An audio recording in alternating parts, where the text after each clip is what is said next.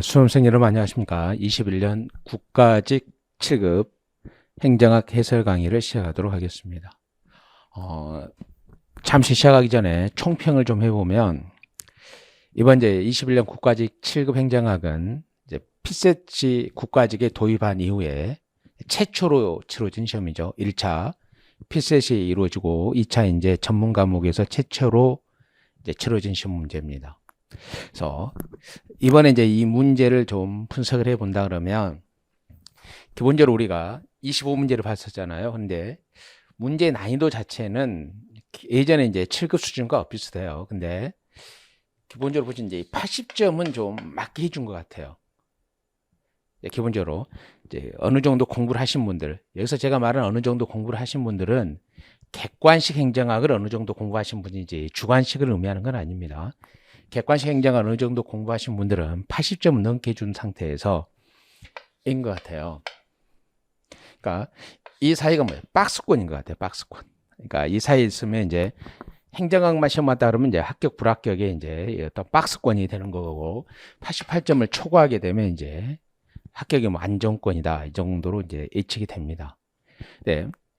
올해 이제 시험의 가장 큰 특징 중 하나는 것은 그 새로운 패턴이 이제 기존에 우리 객관식 행정학에서 출제되지 않았던 새로운 패턴의 문제가 이제 두세 문제 이제 보이는 거죠. 이거는 뭘 의미하는 것으로 예측되냐면 이제 국가직 7급이 1차 피셋과 2차 전문 과목으로 이렇게 재편되면서 난이도가 좀 올라갈 것이라는 걸 예고하는 것으로 좀 보여집니다. 그래서 7급을 국가직 7급을 준비하는 수험생들은 좀 더 깊이 있는 내용도 좀 공부를 하셔야 되지 않느냐 이렇게 예견을 해봅니다. 그래서 1번부터 곧바로 갑니다. 다음에 단점 혹은 한계로 인하여 정착이 어려운 예산제도입니다. 사업구조를 작성하는 것이 어렵다. 어느 정도 공부를 하신 분들은 이 첫 번째에서 답이 다 나와야 돼요. 사업구조죠. 이게 뭐예요? PPBS죠. 플래닝과 버지팅을 프로그램으로 연결하는 거잖아요. 이 프로그램이 사업구조예요. 오케이? 이 프로그램이 사업구조죠. 여러분 이제 좀 더 해보신다면 이거죠. 장, 관, 랑 세 항목에서 장이 뭐예요?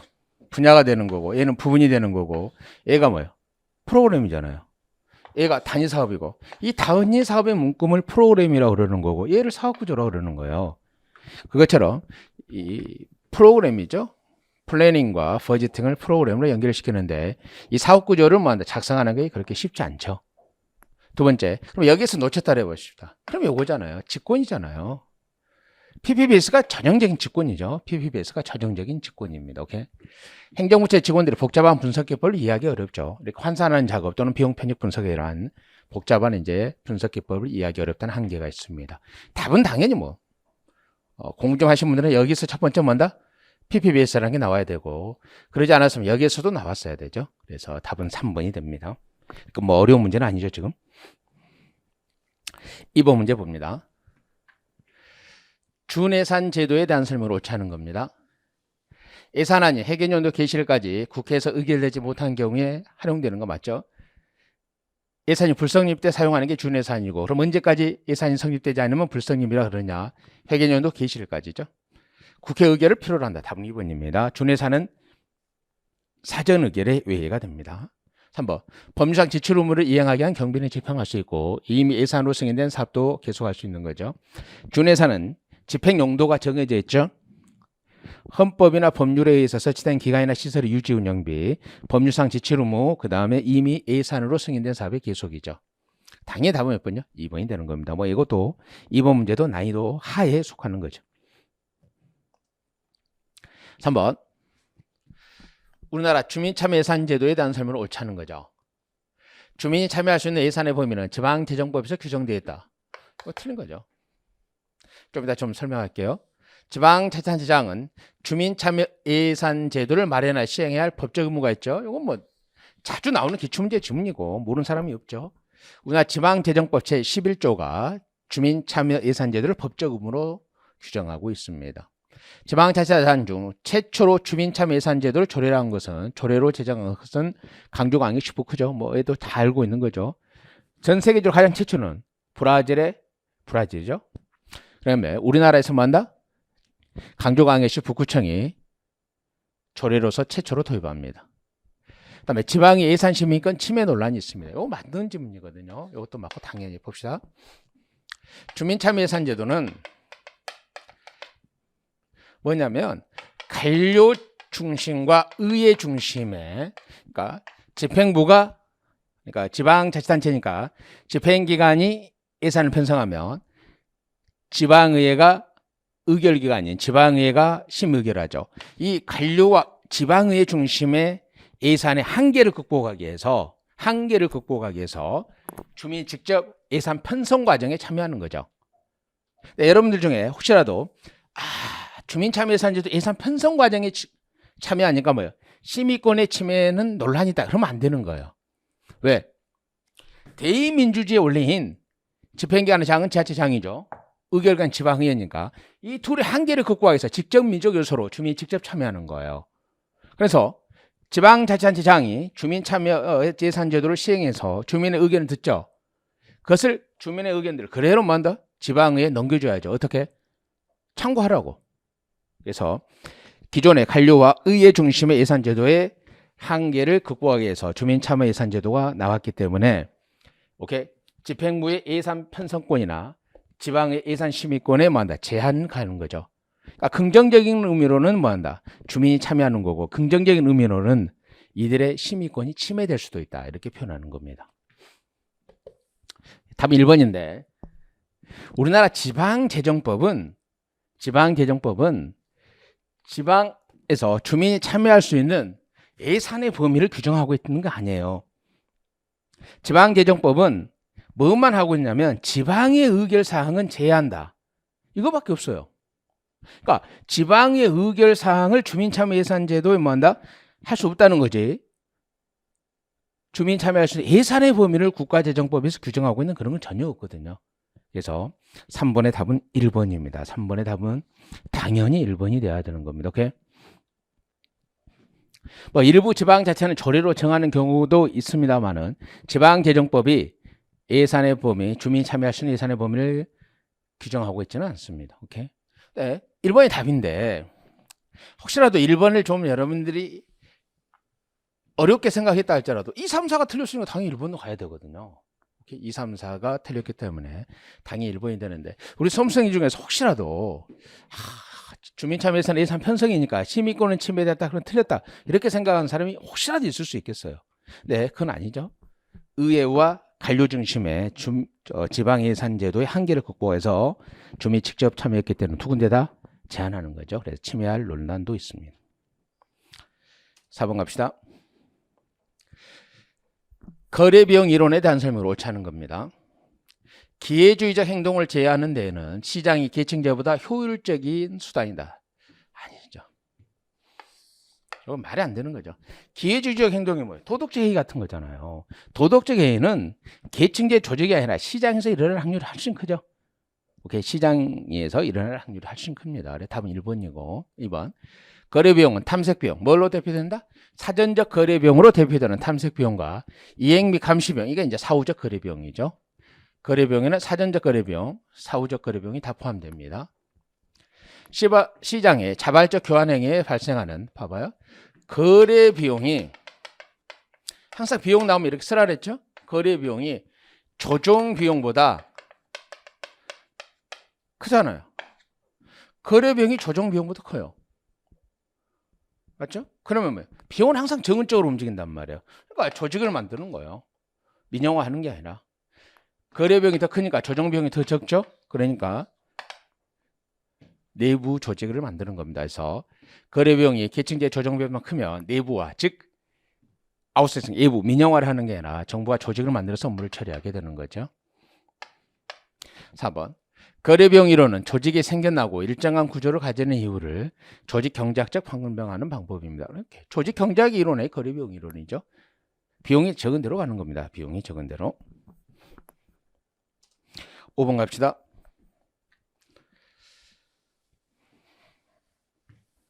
행정개혁에 대한 저항을 극복하는 전략 및 방법에 관한 설명으로 옳은 겁니다. 뭐 어려운 문제 아니죠, 5번도. 경제적 손실, 그러니까 행정개혁에 대한 저항의 극복 방법에는 규범적 전략, 강제적 전략, 공리기술적 전략 이렇게 나타나는 거죠. 그럼 봅시다. 경제적 손실, 보상, 임용상의 불이익 방지는 공리기술이죠. 손실이 없다는 걸 지금 보여주는 거죠. 이건 공리기술적인 전략입니다. 2번.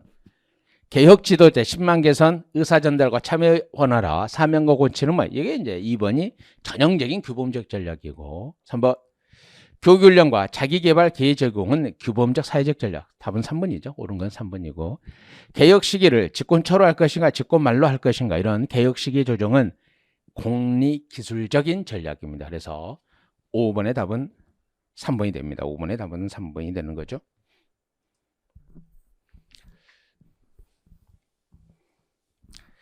(6번) 문제 한번 봅니다. 중앙정부의 지방자치단체 사무 배분 원칙에 대한 설명으로 옳은 것만을 모두 고르라는 겁니다. 지역 주민 생활과 밀접한 관련이 있는 사무는 원칙적으로 시군 및 자치구의 사무로 배분해야 된다. 이건 뭐예요? 기초 우선이잖아요. 오케이. 우리가 흔히 소극적 보충이라고도 하는 기초 우선입니다. 네, 2번. 서로 관련된 사무들을 배분할 때 포괄적으로 배분해야 된다. 이건 포괄적 배분 원칙 또는 포괄적 이임의 원칙 이렇게 하죠.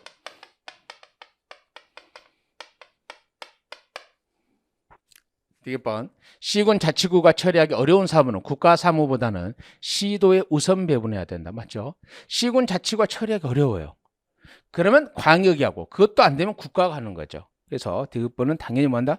얘도 이제 보충성의 원칙이죠. 시군 자치구가 해당 사무를 원활히 처리할 수 있도록 행정적, 재정적 지원을 병행해야 된다. 당연한 거잖아요. 이게 뭐다 이제 우리가 지금 보면 이게 이제 굳이 학문사고로 따르면 적극적 보충에 해당하죠. 기초가 그러니까 하급 단체가 우선하되, 하급 자치단체가 우선하되, 하급 단체가 우선하되 뭐한다? 이게 이제 보충성이라 그러면 적극적 보충은 뭐예요? 소극적 보충이 아니 소극적 보충이 뭐다? 하급 단체가 우선하는 거고. 그러니까 기초와 강역이 경합하면 기초가 우선하는 거고 국화와 강역이 우선하면 광역이 우선하는 거잖아요. 이게 이제 소극적 보충이라 그러면 적극적 보충은 여건을 마련해 줘야 되는 거죠. 여건을 마련해 줘야 됩니다. 주민의 편익 증진과 집행의 효과 등을 고려하여 지방자치단체 상호 간에 중복되지 않도록 해야 됩니다. 오케이? 이게 이제 중복되지 않도록 하는 건 뭐예요? 중복 금지 원칙이죠. 오케이? 또는 경합해서는 안 된다. 불경합의 원칙 이렇게도 표현합니다. 옳은 건 다네요. 그래서 6번의 답은 4번이 됩니다. 7번 갑시다. 사회적 자본에 대한 설명으로 옳은 겁니다. 옳은 거. 사회적 자본이 증가하면 제재력이 약화되는 역기능이 있다? 아니잖아요. 사회적 자본은 우리 사회 공동체가 가지고 있는 윤리적 기반이에요. 그래서 이게 제재력이 있단 말이에요. 그래서 제재력이 있기 때문에 어떻게 되는 거예요? 집단행동의 딜레마. 그러니까 이 무임승차 욕구를 제재하는 제재력이 있다는 겁니다. 오케이? 허시만의 표현에 의하면 뭐예요? 도덕적 제재력이 있는 거죠. 두 번째가 거래비용을 낮추잖아요. 제재력이 있기 때문에 거래비용이 낮춰지는 겁니다. 2번. 그러니까 사회적 자본이 증가할수록 사회적 제재력은 강화되는 거죠. 타인에 대한 신뢰는 사회적 자본의 구성 요소가 아니라 사회적 자본의 가장 대표적인 게 신뢰입니다. 3번. 호혜주의는 사회적 자본에 영향을 미치지 않는 게 아니라 호혜죠. 호혜. 서로 믿는 게 호혜 아니에요. 당연히 사회적 자본에 영향을 미치는 겁니다.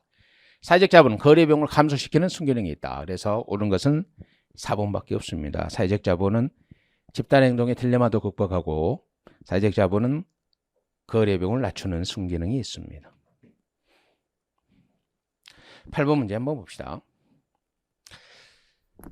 일반적인 조직구조 설계 원리에 대한 설명으로 옳은 것만을 모두 고르라는 겁니다. 옳은 것만을 모두 고르라는 겁니다. 개선은 부하에게 업무를 지시하죠. 맞죠? 개선은 뭐한다? 명령하면 복종하는. 명령 통일의 원리에 입각해서 실제적으로 업무를 수행하는 것이 개선이기 때문에 개선은 부하에게 업무를 지시합니다. 참모는 뭔다? 정보 제공, 자료 분석, 기획 등 전문적 지식을 제공합니다. 맞죠? 부문화의 원리는 일정한 기준에 따라 서로 기능이 각각 유사한 업무를 묶어서 뭐요?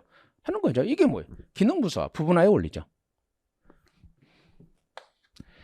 통솔 범위가 넓을수록 고도의 수직적 분화가 일어나 고층 구조가 형성되고 좁을수록 평면 구조가 이루어집니다. 요거 틀렸죠? 봅시다.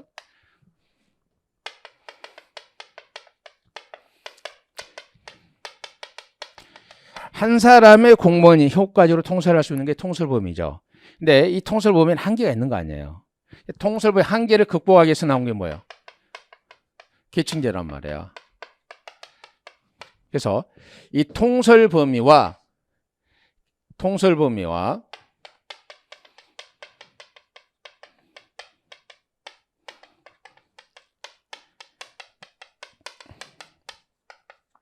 역의 관계예요. 여기.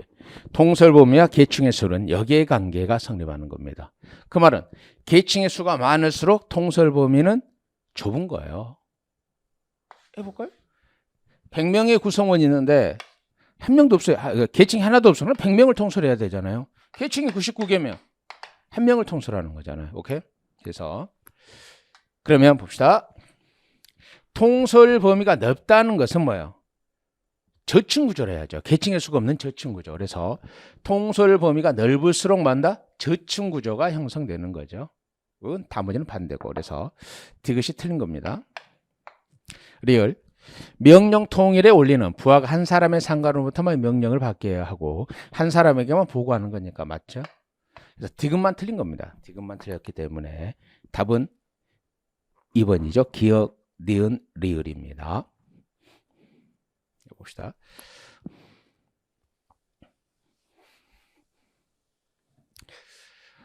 홈스테이 문화 차원에 대한 설명을 옳지 않은 겁니다. 홈스테이는 자주 출제되는 영역은 아니죠. 이처럼 어떤 문화에서 자주 출제되는 영역이 아니잖아요. 그러면 뭐 한다? 그 지문 안에 답이 있어요. 지문 안에. 그러니까 여러분들 홈스테이 자주 나오지 않는 것인데 또는 뭐 한다? 이거 뭐 10개년 내 기출문제에 대해서 잘 찾기 힘든데 그런 문제일수록 여러분들이 당황하지 마시고 읽어보시면 답이 보이거든요. 너무나 쉽게 답을 줘요. 이런 문제는. 볼까요? 불확실성 회피 정도가 강한 경우, 그러니까 불확실성의 회피 정도가 아주 강하다면 불확실성 회피하고자 하는 거예요. 그런 경우는 뭔다? 공식적인 규정을 많이 만들어 불확실성한 요소를 최대한 통제하는 거예요. 이 말은 뭔 말이다? 내가 어떤 거 불확실성을 회피하고 싶어. 그럼 미리 정한 규정대로 하겠다는 거예요. 미리 정해놓은 규정대로 그 규정대로만 하겠다는 거예요. 그래서 불확실성 회피 정도가 강한 경우 공식적인 규정을 많이 만들어 불확실한 요소를 최대한 통제하려 하는 겁니다. 오케이? 그러니까 규정에서 딱 정해놓은 대로만 하겠다는 겁니다. 2번 볼까요? 집단주의가 강한 문화는 개인주의가 강한 문화보다 상대적으로 느슨한 개인 간의 관계를 더 중요한다. 이거 한번 봐봐요. 집단주의가 강한 문화가 개인주의가 강한 문화보다, 그러니까 얘가 주어잖아요. 개인주의보다 뭔다? 상대적으로 느슨한 개인 간의 관계를 중시해요? 아니잖아요. 개인주의가 느슨한 개인 간의 관계를 중시하는 거고 집단주의는 개인 간의 관계보다는 집단의 결속력을 강조하는 거예요. 말이 안 되잖아요. 지문 자체 답이 있잖아요. 얘는 답은 2번이고 3번. 권력거리가 큰 경우 제도나 조직 내에서 내재된 상당한 권력의 차이를 자연스럽게 인정합니다. 오케이? 권력의 차이를 자연스럽게 인정하는 거예요. 왜? 격차가 너무 심하니까 인정하는 거죠. 그러니까 대등한 그 약간의 차이가 있는 사람은 뭐요? 너고 내가 나지 뭐 내가 너한테 복종하냐 이거야. 근데 너무 형격과 차이가 나면 뭐예요? 당연히 뭐예요? 어떤 것을? 권력의 차이를 자연스럽게 인정합니다. 오케이? 그래서 3번은 맞죠. 4번 봅시다. 남성성이 강한 문화는 여성성이 강한 문화보다 상대적으로 남성과 여성의 역할에 대한 분명히 차이를 인정하려고 합니다. 오케이? 남성성이 강할수록 뭐예요? 남성의 뭐다? 차이를 인정하려고 그러는 거고, 오케이? 남성 강한 문화는 여성성이 강한 문화보다 남성과 여성의 역할에 대한 분명한 차이를 인정하려고 그러는 겁니다. 오케이?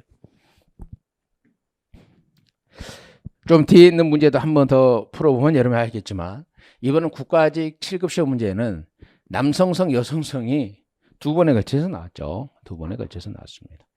뒤에 가면 성인재산제에 대해서 한번 나오죠. 9번의 답은 2번이 됩니다. 이런 문제 할 때 선생님 꼭 이거 내가 홉스테드 이 문화 차원 다 외워버리려 합니다. 그러지 마시고 기본적으로 지문을 가지고 풀 수 있는 거요. 이런 것도 자꾸 연습을 해보셔야 돼요, 여러분들이. 오케이. 그러니까 자꾸 총설에서 제가 말씀드렸던 것처럼 난이도를 높여간다 그랬을 때 그 난이도를 높여가는 것을 전부 다 한다는 것 자체가 뭐예요? 효율적이지 못해요. 그럼 난이도가 높다는 것은 어떤 사회학적인 일반적 흐름으로 가지고 이걸 이해를 하고 풀 수 있는 능력이 있어야 된다는 거예요. 그래서 그런 의미에서 한번 9번은 여러분 지문 자체에서 문제를 답을 구하려고 노력을 하셔야 됩니다. 앞으로도 이런 문제는 뭐 한두 문제씩 계속 나올 거라고 예측이 됩니다. 10번 갑시다. 피들러죠? 피들러입니다. 피들러의 상황 적합적 리더십 이론에 대한 설명으로 옳지 않은 겁니다. 이건 뭐 우리 기본적으로 7급 수험생들은 뭐 이거 뭐 눈 감고도 풀 수 있는 문제가 되는 거죠. 이런 문제론. 리더와 부하의 관계, 부하의 성수도, 과학 구조가 조합에 따라 상황 요소. 이거 말이 안 되잖아요. 피들러는 뭘 상황 변수로 봐요? 리더와 부하의 관계, 과학 구조, 리더의 지휘 권력이죠. 그러면 부하의 성수도는 허쉬와 블랜차드의 상황 변수잖아요. 부하의 성수도는 허쉬와 블랜차드 상황. 이건 뭐 매번 나오는 거니까. 당연히 답이 1번이에요, 1번. 다음, 리더에게 매우 유리한 상황의 경우 가업. 피들러는 유리하거나 불리하면 가업장적 리더십 효과적이죠. 유리하거나 불리하면 가업장적 리더십 효과적이고, 중간 수준이 뭐한다? 관계 중심, 인간과 인간의 관계 중심 리더십 효과적이라고 그러죠. LPC 점수를 사용하여 리더를 가업장적 리더와 관계장적 리더로 분류하는 겁니다. 오케이? LPC 점수라는 건 내가 제일 싫어하는 놈을 몇 점 줬느냐 이런 뜻인데 이걸 가지고 이제 가업장적 리더와 관계장적 리더로 분류를 합니다. 리더가 처한 상황에 따라 리더십 효과성이 달라집니다. 당연하잖아요. 피들러는 상황론적 리더십입니다. 오케이. 피들러의 이론은 상황론입니다. 답 1번이고 11번 문제 봅니다. 역관주의 정당화 근거로 옳지 않은 겁니다. 뭐 굳이 설명이 필요 없는 문제고 행정의 민주화 맞고 정치도의 강력한 통솔력 강화 맞고 정당 정치니까 정당 정치 발달에 공헌한 거 맞죠? 답은 4번이죠. 역관주는 임기가 4년이기 때문에 행정의 안정성과 지속성이 확보가 되지 않습니다. 12번 문제입니다. 직업공무원제 문제인데 생각보다 좀 직업공무원제 문제가 너무 쉽게 냈어요. 좀 어렵게 좀 내서 실적주의와 직업공무원제 차이에 좀 본격적으로 해서 냈으면 7급다운 시험 문제가 됐을 건데 얘는 뭐 7급다운 시험 문제라고도 할 수 없는 뭐 좀 너무 단순하게 낸 겁니다. 공무원의 신분을 보장해 행정의 연속성과 일관성을 유지하는 데 공헌한 제도입니다. 젊고 유능한 인재들이 공직을 보람 있는 직업으로 선택하여 일생을 바쳐 성실히 근무하도록 유도하는 인사제도 맞습니다. 공무원이 한경제 교육청에 민감하지 못한 특권화될 염려가 있죠. 왜? 생애직으로서 강한 신분보장을 받기 때문에 오케이 특권 집단할 우려가 있다는 겁니다. 4번 공무원의 일체감과 단결심이 공직에 헌신하는 정신을 강화하는 데 좋은 제도죠. 무슨 불리해요. 신분보장이 가장 강한데 답은 당연히 4번이에요. 근데 좀 나와줬으면 그러니까 우리가 가장 기본적으로 직업다운 시험이라고 우리가 좀 직업공무원제 예측하면 직업공무원제와 실적주의 차이점이에요. 정치적 중립에서 크게 나누어지거든요. 그러니까 뭐 우리가 그 동영 모의고사에서 몇 번 다뤘습니다만은 실적주의는 어떤 의미에서 신분보장이다? 정치적 중립을 확보하기 위한 신분보장이에요. 그러니까 실적주의는 공무원들의 정치적 중립을 확보하기 위해서 신분보장을 해주는 거야. 근데 직업공무원제는 정치적 중립을 확보하기 위해서 신분보장하는 거 아니에요. 바로 이거 생애직으로 평생을 걸쳐서 일할 수 있게끔 하기 위해서 신분보장을 해주는 거야. 그래서 신분보장의 목적이 달라요. 실적주의는 정치적 중립을 확보하기 위해서 신분보장을 해준다 그러면 직업공무원제는 생애직으로 일할 수 있게끔 하기 위해서 신분보장을 해주는 겁니다. 그래서 직업공무원제는 정치적 중립을 필수적 요소로 하지는 않습니다. 이렇게 되어 있는 거죠. 이제 그런 걸 좀 차이를 물어봐 줬으면 좋았을 건데 좀 쉽게 냈죠. 우리가 저 준비했던 것보다 훨씬 더 좀 쉽게 나왔던 문제입니다. 12번의 답은 4번이 되는 겁니다. 13번 살라몬더 뭐 이거 전형적인 이제 7급 9급 공통 기출 문제 패턴 그대로 냈죠. 7급 9급 공통 기출 문제 패턴 그대로 냈습니다. 살라몬의 정책 수당조 직접적 수단에 해당하는 건 뭐예요? 공기업이잖아요. 공기업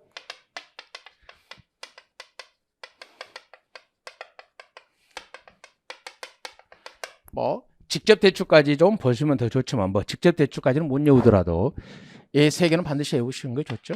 뭐 이게 뭐 기존의 799 기출문제 패턴이니까 이게 직접적이고 오케이 나머지는 뭔다 간접적인 거잖아요. 오케이 특히 이제 뭘 주의하셔야 돼? 살라몬은 강제력에서는 규제를 강하다고 다 같이 분류하는데 직접성에 있어서는 경제적 규제는 직접성이 강하고 사회적 규제는 직접성이 중간 정도 이렇게 분류하죠. 답은 당연히 뭐예요? 4번이 되는 거죠.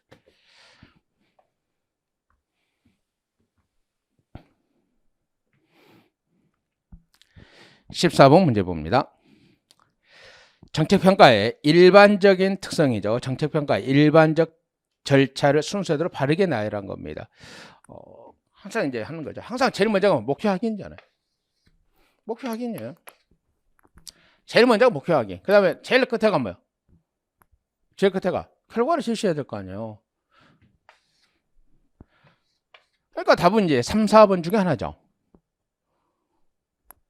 그 다음에 그럼 목표를 확인했으면 평가 대상을 확정해 봐봐. 평가 대상을 확정해야 인가 모형을 대상을 확정해야죠.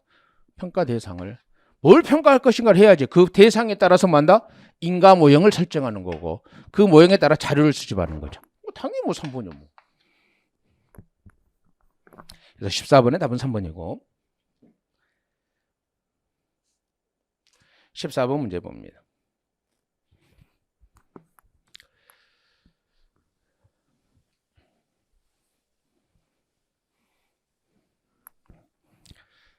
개방형 또는 폐쇄형 인사제도에 대한 설명으로 오는 겁니다. 개방형 인사제도는 외부 전문가나 경력자에게 공직을 개방하여 새로운 지식과 기술, 아이디어를 수용해 공직사의 침체를 막고 행정의 효율성 맞죠? 민간에게 개방하는 겁니다. 일반적으로 폐쇄형 인사제도는 직위분리제의 바탕을 두고 있으며 이 순간만 여러분들이 2번을 답으로 체크하는 데에서는 전혀 문제가 없는 거죠. 개방형이 직위분리제와 친화적입니다. 개방형 직위분리제가 친화적인 제도고 플러스 직위분리제가 전문행정가를 택하는 있는 거죠. 거기에 비해서 폐쇄형이 계급제와 친화적인 거고 계급제가 일반 행정가를 추구하는 거죠. 3번 개방형 인사제도는 폐쇄형 인사제도에 비해 안정적인 공직사회를 형성함으로써 공무원의 사기를 높이고 장기 근무를 창려한다. 봅시다. 답이 3번 아니라 죄송합니다. 답이 2번이라 2번이 틀린 거고 3번 개방 인사제도는 폐쇄형 인사제도에 비해 안정적인 공직사를 형성함으로써 사기를 높이고 장기 근무 아니잖아요. 폐쇄형 인사제도가 신분보장이 더 강하잖아요. 왜? 최하위 단계로만 들어와서 장기적으로 이렇게 발전해 가야 되는 거죠. 개방은 어느 단계에서는 들어올 수 있는 거고 그래서 개방의 인사제도가 주어기 때문에 폐쇄형 인사제도에 비해 안정적인 공직사를 형성 여기 틀린 거죠. 폐쇄형이 더 강한 신분보장을 갖습니다. 그래서 안정적인 공직사회를 형성하는 것은 이제 폐쇄형입니다. 폐쇄형 인사제도는 개방형 인사제도에 비해 내부 승진과 경력 발전을 위한 교육훈련 기회가 적다 그런 거 아니야. 민간이 못 들어오니까 내부에서 끊임없이 뭐 교육훈련과 능력 발전을 시켜야죠. 왜? 중간에 민간이 못 들어오니까 기회가 적다 했으니까 틀린 거죠. 그래서 15번의 답은 1번밖에 없습니다. 오케이. 특히 이제 우리나라 시험 문제 가장 큰 특징은 뭐야? 끝에 가서 이렇게 해보는다. 기회가 높죠. 근데 기회가 적다 해서 틀린 점은 내니까. 오케이. 그래서 폐쇄형 인사제도는 민간이 못 들어오기 때문에 개방형 인사제도에 비해서 내부에서 뭐 한다. 승진과 경력 발전에 의한 교육 훈련 기회를 충분히 보장해 줘야죠. 그러니까 내부에서 승진해서 올라가야 되니까. 그래서 15번의 답은 1번이 됩니다.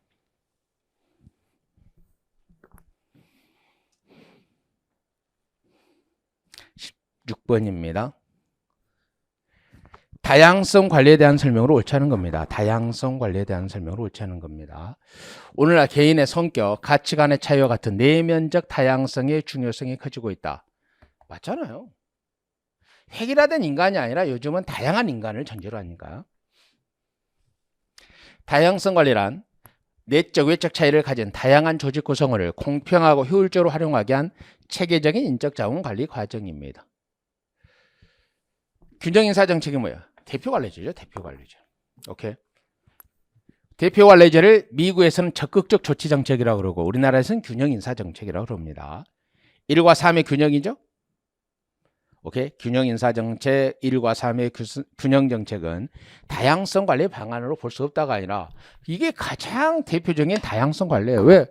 대표 관료제가 인적 구성을 다양화시키잖아요.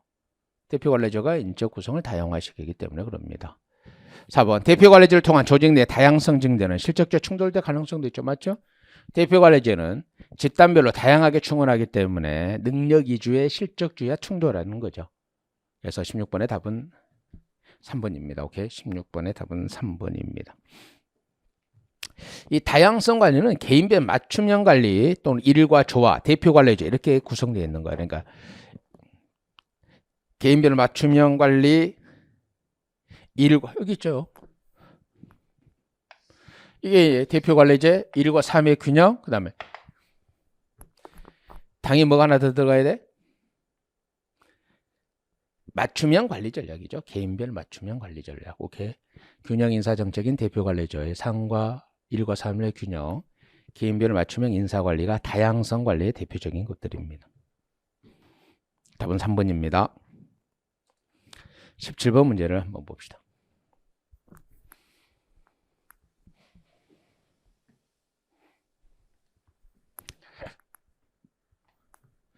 쓰레통 모형에 대한 설명으로 옳은 거죠. 조직 구성의 응집성이 아주 강한 혼란 상태에 있는 조직에서 의사결정이 어떻게 이루어지는지를 기술하고 설명한다. 뭐 틀렸죠? 응집성이 약한 조직화된 무질서 상태를 연구하는 것이 쓰레기통 모형입니다. 응집성이 약한 조직화된 무질서 상태를 다루고 있는 것이 쓰레기통 모형이죠. 2번 불명확한 기술은 조직에서 의사결정 참여자와 범위, 그들이 투입한 에너지가 참여자가 유동적인 것은 일시적이고 간헐적인 참여자죠. 오케이? 참여자가 유동적인 것은 일시적이고 간헐적인 참여자입니다. 4번부터 볼게요. 문제점 있는 선언은 목표와 수단 사이 인과관계가 명확하지 않은 것. 목표와 수단 사이 인과관계가 명확하지 않은 것을 불명확한 기술이라고 합니다. 목표와 수단 간의 인과관계가 명확하지 않은 것을 불명확한 기술이라고 그러죠. 그러니까 쓰레통 모형 우리 흔히 뭐라고 설명하냐면 정책결정, 의사결정을 어떻게 한다?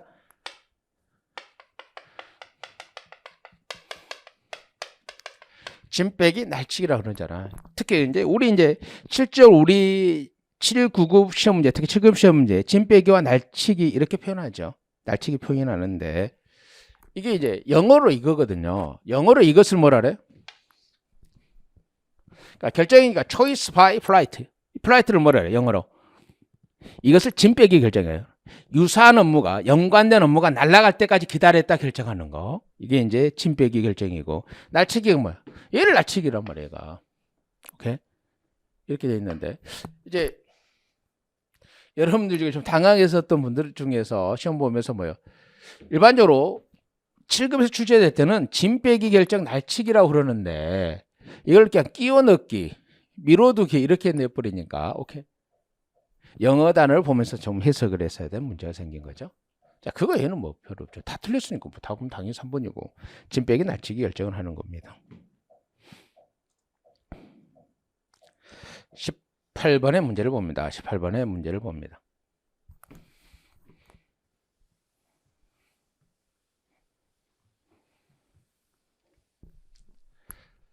정책 델파이 기법에 대한 설명으로 옳지 않은 겁니다. 정책 델파이 기법에 대한 설명으로 옳지 않은 거.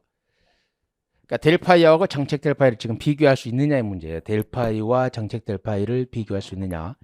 뭐 가장 전형적인 문제고 난이도는 뭐 중하죠. 중하. 대립되는 입장에 내재된 가정과 논증을 표면화시키고 명백하게 하기 위하여 노력합니다. 오케이? 정책 델파이는 뭐 한다? 전문가 이해관계인에게 물어보는 거고 선택적 익명성이죠. 중간에 익명성을 풉니다. 그래서 갈등을 의도적으로 조성을 합니다. 그래서 극단적인 대립값을 드러나게 하는 겁니다. 맞죠? 개인의 판단을 지배할 때 불일치와 갈등을 의도적으로 강조하는 수치를 사용합니다. 즉 극단적인 값을 택하는 거죠. 정책 대안에 대한 주장들이 표면화된 후에 참가자들로 하여금 비공개적, 이게 말이 안 되는 거죠. 중간에 익명성을 푸는 거 아니에요. 익명성이 풀어지면 격리성이 해제되는 거예요. 왜 의도적으로 익명성을 풀고 격리성을 해제해요? 익명성과 격리성을 해제할까? 상호 공개적인 교차 토론을 하라는 거예요. 상호 공개적인 교차 토론을 하라는 거죠. 그래서 무슨 비공개 토론이에요? 공개적인 교차 토론을 활성화시키는 겁니다. 다 3번이고. 참가자를 선발하는 과정은 전문성 자체보다는 이해관계자와 쉽게 오케이? 전문가뿐만 아니라 이해관계인도 참여한다는 것을 이런 식으로 표현하고 있는 겁니다. 그래서 18번의 답은 3번이 됩니다. 19번의 문제를 봅니다. 이 19번의 문제가 기존의 우리 잠시만. 이 19번의 문제가 기존의 우리 7급에서는 출제되지 않는 패턴이죠.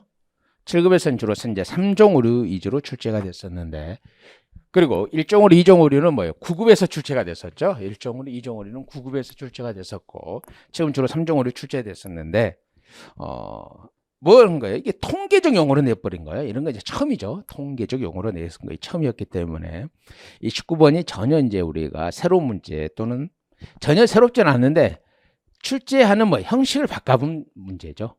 형식을 바꿔버린 문제입니다. 자, 이런 것도 한번 정도 우리 이제 봅시다. 1번부터 봅시다. 일종오류는 실제로는 모집단의 특성이 영가설과 같은 것인데 영가설을 기각했다. 봐봐. 우리가 일종오류는 기무가설이 영가설입니다. 기무가설로 설명할 때는 뭐예요? 기각하는 것으로 나타나는 거고 대립가설로 표현할 때는 뭐 한다? 채택한다 이렇게 하는 거죠. 대립가설은 채택하는 오류고 기무가설로 표현할 때는 기각하는 오류죠. 뭐 반대라는 개념이라는 거 우리가 수업 시간에 다루는 거죠. 맞는 거죠 이건. 이종오류는 모집단의 특성 영가설과 같지 않는데 영가설을 기각하지 않는 오류. 오케이? 영가설을 기각하지 않는 오류고 대립가설은 뭔다? 채택하는 오류. 그러니까 이종오류는 기무가설을 인용하여 나타나는 오류고 대립가설을 표현하면 뭐예요? 올바른 대탄을 채택하지 않는 거죠. 뭐 해설지에 써져 있는 것은 기본서에 있는 내용 그대로입니다. 그러니까 1번과 2번은 맞단 말이에요. 1번과 2번은 맞는데 이런 개념을 우리가 이제 이런 통계적 용어를 우리가 이제 기존의 7급에서는 내지 않았던 영역이단 말이에요. 그러니까 1번에 있는데 기존의 영역이 이제 안 내고 있었던 거죠. 그래서 이게 좀 새로운 패턴의 문제다 이렇게 보는 겁니다. 일종 오류를 알파로 표시하고 이종 오류를 통계적으로 베타로 표시합니다. 오케이? 의미가 있는 게 약속이에요. 약속. 일종 오류를 알파로 표시하고 이종 오류를 베타로 표시하는 겁니다. 그러면 확률 1-알파가 신뢰 수준이고 1-베타가 검정력에 해당해요.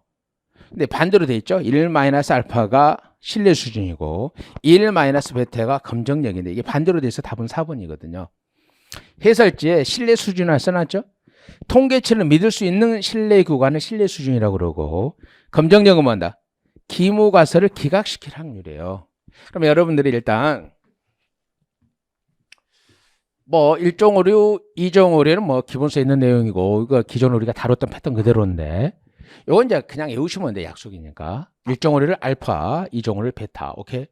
그러면 1종 오류를 알파자라고 그러잖아요. 1종 오류가 그러니까 1-알파는 1종 오류를 뺀 거잖아요. 이것은 이제 신뢰 수준. 1종 오류를 이제 뺀 것을 신뢰 수준이고 신뢰 수준 다시 한번 볼까요? 믿을 수 있는 신뢰 구간이고 2종 오류를 뺀 것을 뭐라 그래요? 검정력이라 해서 기무가설을 기각시킬 확률 이렇게 표현하는 겁니다. 오케이? 그래서 이 자체를 좀 지금은 좀 해봐요. 어느 정도. 지금 이 정도만 보고 이게 어느 정도 우리 7급 시험에 객관식으로서요. 그러니까 일회성 문제인지 계속해서 나올 것인가를 이제 많은 이제 우리 7급 선생님들이 한번 논의를 거친 다음에 좀 더 이것이 일회성 문제가 아니다 그러면 이제 우리가 다시 이제 충분한 이제 준비는 돼 있으니까 그때 한번 다루기로 하고 그러지 않은 이상 단순 암기로서 한번 암기하는 것으로 보면서 합니다. 왜? 이게 들어가게 되면 굉장히 복잡해진 거예요. 여러분 괜히 또 부담이 될 수 있으니까 우선 합시다. 일단 써져 있는 대로 해설 써놓은 대로만 여러분이 좀 정리하고 있으면 됩니다. 여기까지만 좀 해요. 여기까지. 나오더라도 그렇게 이 통계 검증 영역은 굉장히 아킬레스건이에요. 그러니까 객관식으로 낼 수 있느냐 없느냐 아주 아킬레스건이니까 개념에는 낼 수가 없다는 한계가 있거든요. 나올 수 있는 개념은 다 나왔단 말이에요. 봅시다. 이 정도 여러분 좀 보시면 되고 이 정도 보시면 되고 그 다음 20번으로 들어갑니다. 부름의 기대 이론에 대한 설명으로 옳지 않은 겁니다. 부름의 기대 이론에 대한 설명으로 옳지 않은 거. 동기부여 가정 이론 중에 하나이다. 너무나 당연하죠. 부름의 기대 이론은 과정 이론에 해당합니다. 기대감은 개인의 노력이 공정한 보상을 주어질 것이라는 거. 그건 아니죠. 기대성은 뭐예요? 노력하면 어떤 결과가 주어질까라는 주관적 믿음이에요. 또는 주관적 확률. 노력하면 어떤 결과, 노력하면 어떤 성과, 결과 성과 동의어니까 노력하면 어떤 결과가 주어질 것이라는 주관적 믿음, 주관적 확률을 기대감이라 그러는 겁니다. 그러니까 뭐 너무 당연히 20번에 답은 2번이고 그 다음에 3번 수단성은 성과와 보상 간의 관계죠. 유인가는 보상에 대한 선호의 정도를 말합니다. 그래서 20번의 답은 당연히 2번이 되는 겁니다. 뭐 이거 틀린 사람 없겠죠? 기대는 수단 유의성 뭐 다 한계하고 있는 거니까 뭐 매번 나오는 기출문제 패턴 중에 하나입니다. 21번 봅시다. 성인지 예산제도에 대한 설명으로 옳은 거죠. 성인지 예산제도에 대한 설명 옳은 겁니다. 2010 회계연도 성인지 예산서가 처음으로 국회에 이제 제출됐고 성인지 예산제도의 목적은 여성성을 지원하다. 당연히 이번에 무슨 여성성이에요. 남녀 평등을 추구하는 예산이지. 성인지 예산서는 남성성을 추구하는 것도 아니고 여성성을 추구하는 것도 아니고 남녀 평등을 추구하는 거잖아요. 1984년 독일에서 처음 도입됐다. 택도 없는 소리죠. 호주죠. 호주. 우리나라 성인재산제도는 예산 사업만을 대상으로 기금 사업은 제외했다. 맞죠? 그러니까 봐봐. 기금 사업은 제외했다. 말도 안 되는 거고 예산 기금이 다 도입됐고 호주고 오케이? 여성성도 아니고 답이 1번이잖아요. 그래서 21번의 답은 1번입니다. 21번은 뭐 어려운 문제 전혀 아니잖아요. 호주에서 처음 도입됐고 우리나라 기금 사업이 다 도입됐고 오케이? 딱 뭐 기본수에 있는 내용 우리가 수업 시간에 다루는 건데 이제 우리가 가장 안타까운 게 뭐냐면 몇 년도에 도입했다. 이게 나올 때가 가장 안타깝죠. 몇 년도에 도입됐다. 오케이.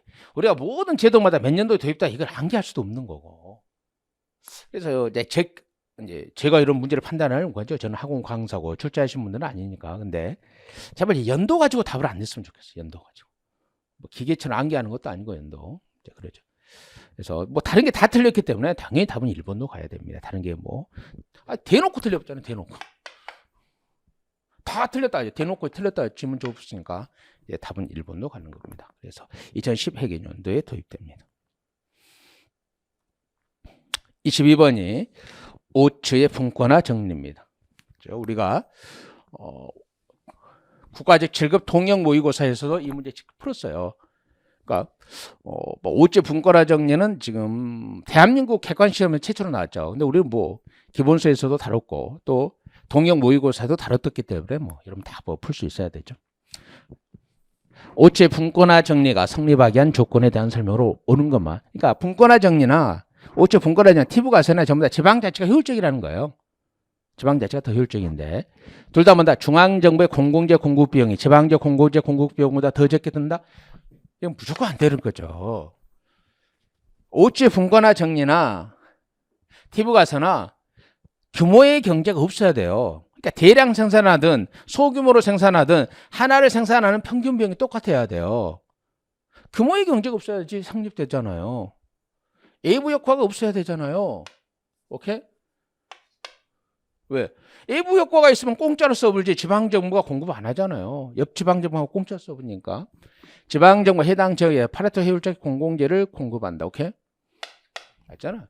그러니까 외부 효과가 없고 평균 비용이 누가 생산하든 평균 비용이 동일하다 그러면 지방정부가 생산해서 공급하는 게 효율적이다. 이게 이제 오치 분권화 정리죠. 뭐 별도 설명할 필요 없죠. 뭐 수업 시간에 매번 다룬 건데 다시 한번 볼까요? 그 기본서 한번 보면 아니 그 해설자가 제 기본서에 써져 있는 거고 제가 한번 이걸 그대로 해놓고 이게 또 뭐냐고 한번 물어본 적도 있잖아요. 동형 모의고사에서 지역 간에 다른 선호를 가진 경우 분권화를 통하여 지역이 각자의 선호에 맞는 공공서비스 수준을 선택할 수 있도록 함으로써 자원 배분을 효율적으로 기할 수 있다는 이론이죠.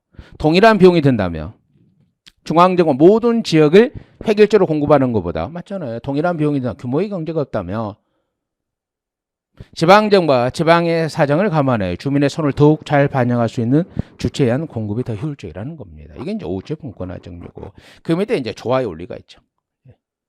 네, 이제 뺐고 요것만 지금 해설에 써놨습니다. 그래서 뭐 일부 사람들 이게 뭐 전혀 새롭다는데 새로운 거 아니고 오래 전부터 이제 티브 가설과 같이 논의가 됐었는데 출제가 처음 된 거죠. 출제가 처음 된 겁니다. 그래서 무조건 기획에 들어가면 안 되죠. 중앙정부의 비용이 적게 들면 당연히 중앙집권이 효율적인 거지. 비용이 적은 게 효율적인데 말이 안 되잖아요. 그래서 니은 드것이 옳은 겁니다. 니은 드것이 옳은 겁니다. 뭐 만약에 오체 분권화 정리를 뭐 우리 저희들처럼 우리 이제 제 수업에서 국가직 동형 모의고사 등에서 다루지 않았던 수험생들 할지라도 기본적으로 뭔가를 센스라고 표현할 수는 없죠. 그게 센스 아니고 사회과학에 대한 전반적 지식이 있었으면 뭐예요? 봐봐요. 오체 분권화 정리가 분권이 효율적이라는 건데 지방정부가 해결하는 게 효율적인데 전혀 몰랐다 하더라도 중앙정부의 공공재 비용이 지방정부 공공재 비용보다 크면 더 적으면 중앙정부가 효율적인 거 당연히 중앙집권으로 가는 거잖아요. 그러니까 기억이 들어가면 안 되는 거예요. 이것이 답입니다.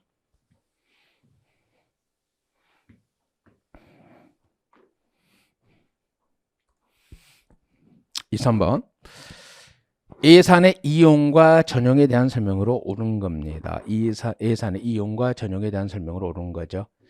1번 이용은 입법 과목 상호 간의 융통으로 국회 의결을 얻으면 기재부 장관의 승인이나 이임이 없어도 할 수 있다. 틀렸죠? 입법 과목 상호 간의 돈을 융통하는 이용은 국회 의결을 받은 후에 기획재정부 장관의 승인을 받아서 중앙간서에 장의하는 겁니다.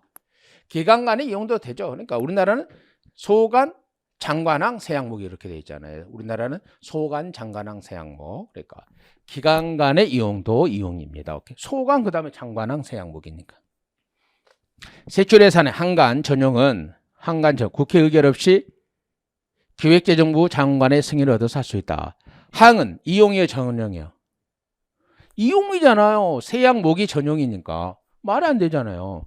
한간의 돈의 용도를 바꾸는 것은 이용이기 때문에 오케이? 국회 의결을 받고 기획재정부 장관의 승인을 얻어야 됩니다. 오케이? 세양목이 행정과목이고 세양목 간의 돈의 용도를 바꾸는 게 전용이죠. 이용과 전용은 예산 한정성 원칙 A로 볼 수 없는 게 아니라 이용과 전용은 예산 한정성 원칙의 A가 됩니다. 오케이? 그래서 옳은 것은 2번밖에 없습니다. 24번의 문제를 봅니다. 24번의 문제를 봅니다. 옴부지만 제도에 대한 설명으로 옳은 겁니다. 시민의 요구가 없다면 직권으로 조사 활동을 할 수 없다? 틀렸죠? 스웨덴 옴부지만은 원칙인 신청에 의한 조사도 되고 예외적인 직권 조사도 됩니다. 오케이? 2번 부족한 인력과 예산으로 국민의 권익을 구제하는 데 한계가 있어요. 이건 맞죠? 제일 나중에 설명할게요. 사법부가 임명하는 게 아니라 스웨덴 옴부지만은 의회 소속이니까 입법부가 임명하는 거예요. 스웨덴 옴부지만은 의회 소속이기 때문에 입법부가 임명합니다. 시정조치를 법적으로 강제할 수 있는 권한이 있다. 틀렸잖아요. 옴부지만은 공고나 요구밖에 못해요. 취소나 무효화시킬 수 있는 법적인 권한이 없습니다. 취소나 무효화시키는 법적인 권한은 없습니다. 다음에 왜 2번이죠? 봅시다. 2번만이 옳은 건데 ombudsman을 가장 쉽게 설명하면 의회 소속의 감찰관이에요. 감찰관. 그러니까 이 의회 소속의 감찰관 더 이해가 안 되면 의회 소속의 암행의사예요. 암행의사. 그러니까 뭐요? 이 소수의 이 감찰관과 이 소수의 이 사람을 지원하는 사람들이에요. 그러니까 인력과 예산의 부족으로 일정한 한계가 있는 겁니다. 일정한 한계가 있는 겁니다. 오케이? 그래서 부족한 인력과 예산으로 국민의 권익을 구제하는 데 일정한 한계가 있습니다. 그래서 24번에서 옳은 것은 2번밖에 없습니다. 25번이죠. 빅데이터에 대한 설명. 이거 너무 쉽고 항상 나오던 방식 그대로 냈으니까. 사진은 빅데이터 포함되지 않아. 말이 안 되잖아. 빅데이터 3대 요소가 뭐예요? 3V. 첫 번째 버라이트. 다양한 것을 전부 다 빅데이터라 그래. 정형, 비정형, 사진, 슬라이드. 오케이? 포함되죠. 정형 데이터도 포함하죠. 정형, 비정이 다 포함되는 거고 각종 센서 장비의 발달로 데이터가 늘어나면서 나타났습니다. 데이터는 뭐예요? 벨로시티, 빠른 속도죠. 버라이어티, 벨로시티가 빠른 속도, 버라이어티 다양성, 벨로시티 빠른 속도, 그다음에 볼륨, 대용량. 데이터 실시간으로 처리하고 뭐 스트리밍 그렇게 하죠. 벨로시티에서 나온 거죠. 답은 1번이 됩니다. 그래서 25번의 답은 1번이 되는 거죠. 여기까지가 해설 강의입니다. 어떤 보기에는 그러니까 여러분 이제 가르쳤던 강사 입장에서 보면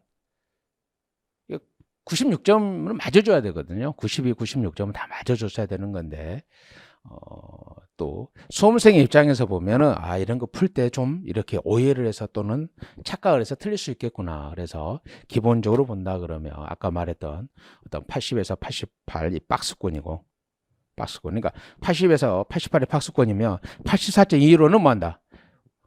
안정적 박스권, 밑에는 좀 불안정한 박스권.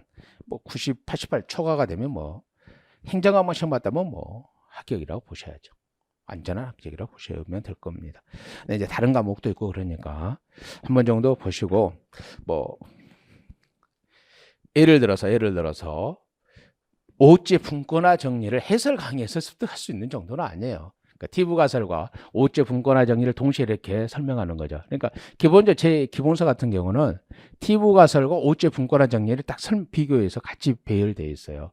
이 설명이 하려고 그러면 30분 넘게 걸리니까 해설 강의에서 하는 건 아니고 해설 강의에서 하는 것 정도만 보시고 여러분들이 이제 수업을 통해서나 또는 뭐 동영 모의고사를 통해서 많은 것은 이제 앞으로 5째 분권화는 접해볼 기회가 있을 겁니다. 오케이. 수고하셨고 이제 국가직 7급은 끝났고 이제 지방직 7급이 있죠. 물론 국가직 7급은 필수에서는 1차 시험을 통과한 사람만 이제 시험을 봤기 때문에 좀 제한이 좀 있었지만 10월 달에 있는 지방직 7급은 뭐 다 볼 수 있는 거죠. 다 볼 수 있기 때문에 물론 국가직 7급과 지방 7급의 과목이 일치하지 않음으로써 여러분들이 많은 혼란도 있겠습니다만은 남아있는 지방직 7급 시험까지 최선을 다해서 좋은 유종의 미를 거두시길 바랍니다. 수고하셨습니다.